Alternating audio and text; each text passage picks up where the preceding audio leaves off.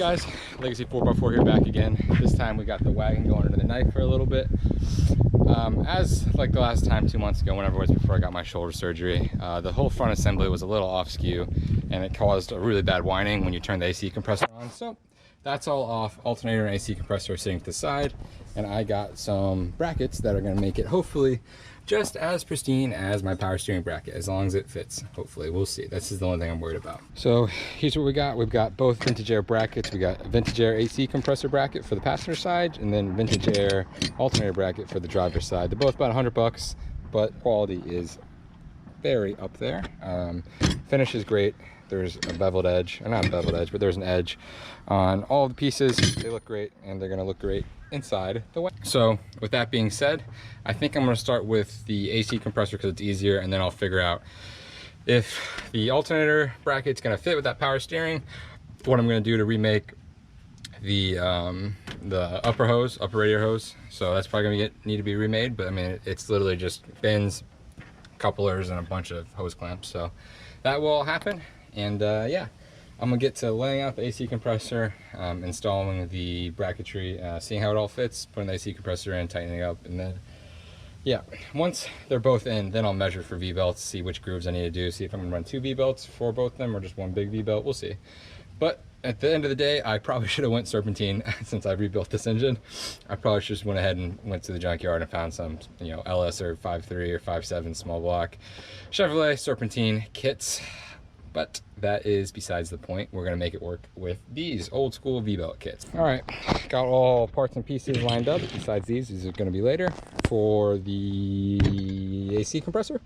So I'm gonna start with the exhaust and just work my way through this diagram till it's all together, and we'll see how it fits from there. So quick note, headers use 2 2¼ inch spacers. So I would have just got that wrong. Let's use the right ones. I take it back. If I just followed instructions and kept these 2 header bolts loose and the whole thing loose, I would have been able to get it on. So everything's on. I just gotta hammer this in a little bit more to get enough thread for the lock nut. And then we'll straighten this out, tighten all this out, and then we'll throw the AC compressor on and we should be good. All right, I in fact am an idiot. These little ears, which I thought were just, you know, disregard them. That's actually what goes to the AC compressor. So just got that done right, sandwiched right. So I just got to put this final plate back in, which goes to the front of the water pump, and then tighten them all down, and that one should be good to go. Reason number 15 why I'm stupid is got it all put in place. It's got play in it like you want, lined up perfectly. It goes to the top mount, or top bolt on the water pump with the spacer. I'm just dumb. So I'm gonna get that one finished up. All right, compressor bracket is installed. I figured it all out by following the picture. I put my fuel pressure regulator back into the cylinder head because it fits. I figure why not. Here's how it looks. Nice and spiffy, nice and solid. Everything lines up perfectly. And we got plenty of play, whichever way I want to put it. I'm glad that I cut this hose with a little bit of extra, the compressor hose on the low side, because or else I'd be fucked because I didn't have any extra hose. So glad that's there, but we're good for here. Let's gonna move over to the driver's side alternator. All right, bottom part of the alternator's in. Clears the power steering, goes around it actually. A few things. One, I drilled this out when I was trying to jerry rig a uniform mounting bracket for it so it would work before. So I don't have that little 5/16 thread anymore. So this would have worked perfectly because this is 5/16 hole, and you could have just screwed it in and it would have been absolutely perfect. But I drilled that out. So instead of buying a new alternator, I'm just gonna drill out this little hole right here on the bracket and then put a bolt with a nut on the back of it. It's fine, and it'll be able to rotate just like this, and we'll be in business. Kind of pissed off because I spent like $60 on couplers and bins from Summit to make this custom radiator hose that went around the old alternator, but it's okay. I will just probably buy a stock one because it goes straight to it. Or reuse this one somehow, I'll figure it out.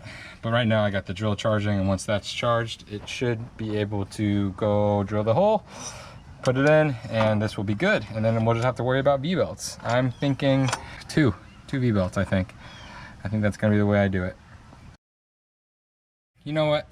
Like everything else on this wagon, the lesson I've learned 100 times, just do it right the first time. So instead of messing with that alternator, I'm just gonna go buy a brand new probably a little higher power alternator, just why not? And then I'll use this one right now just to measure what V-build I need, because I am going to run it straight to the power steering pulley. I just cut the radio hose that I had all those big bins in, just made one little elbow. It doesn't look like there's any creases, so I'm calling that good. Everything's in place, tightened down enough to where I can get a measurement for V-belts. And the good thing about, you know, trying to jerry-rig a setup is you get a ton of leftover V-belts. So some of these should be close. They're from different sources. They're not the right width V-belts, but they should be close enough so I can get the right ones picked up at Advanced. So it's a new day. I got a few hours in the morning to work, so I'm gonna do that. Here's my problem, is that this belt is supposed to go around the water pump too, so it's not supposed to be anywhere close to this bolt, but the way I have it running is it is close to this bolt. So what I'm gonna do is take all this off and then drill another bottom hole in this first mounting plate so that the bolt can go lower and still clamp down the, you know, the adjuster. And that way it's out of the way, so it's not actually hitting that bolt, you know, if that makes any sense. If that makes sense. I'm stupid. I don't know what to say. I'm just stupid. If you just loosened up this front plate bolt and you gave it a little bit of adjustment and you yanked it all the way, it very clearly clears that bolt by about 1/8 and that bolt by, you know, a fucking ½ inch. So sorry for drilling that extra hole in you, but it works. Alternator should work now. Don't mind this belt. This one's going to the AC compressor, but it's running fine, not squeaking. I got 14 volts, so I might throw that belt eventually, but for now, it's going to be good enough to run. And yeah, I'm sticking with that for now.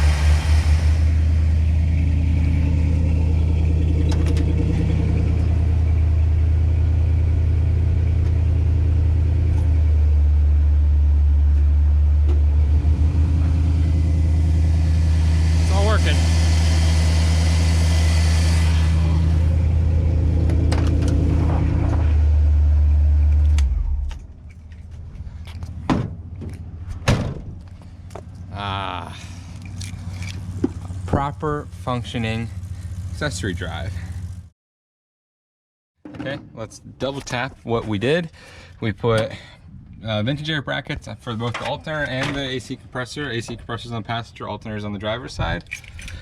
Made some V-belts. They're not what they tell you to do for routing, but they work good enough for me. AC compressor goes straight to the front pulley of the water pump. Water pump goes to the crankshaft pulley and power steering. Power steering then goes to alternator. That one's at a bit of an angle, but I think it's within the limits of play. I don't smell any burning, but we'll see. I could throw it driving, but that's why we test drive things.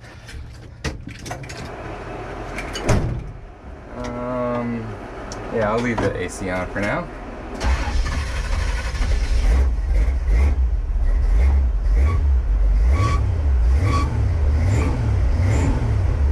Gotta break the belt in.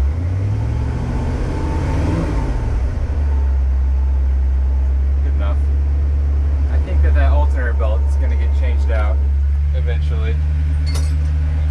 Bolts laying around. The alternator belt is going to get changed out eventually. I'm going to do it the vintage air way that they say online.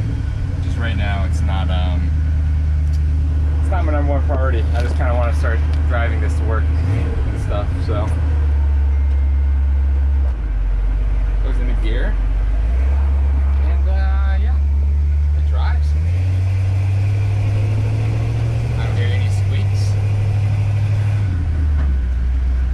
Squeaks. That's a plus. I think all the belts are still on. We're checking when we get back.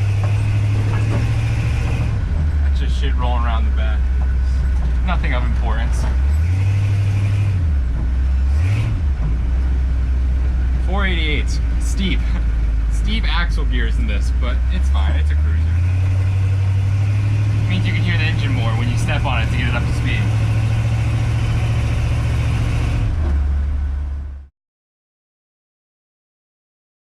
All right, just got, oh, look how pretty that looks. Oh, I just like the headliner, that's all. I like everything about this car. Anyways, test drive complete. See if we're leaking anything. I'd call that a no, besides what's already on the ground from previous cars, mostly my 1997 OBS F350. That liked to leak a lot. That stained my driveway a bit. Let's check. This belt's not burned, it's not even hot, so I'll take that as a plus. That fluid in the intake was already there. I just need to wash it off from when I took the hoses apart. Belts are still tight. Everything looks good besides what's, you know, already there. Next for the wagon, finally, is it rained yesterday, so we're gonna go find some mud, I think, coming up soon. Anyways, thanks for watching. I really appreciate it. We really appreciate it here. And as always, guys, have a great day.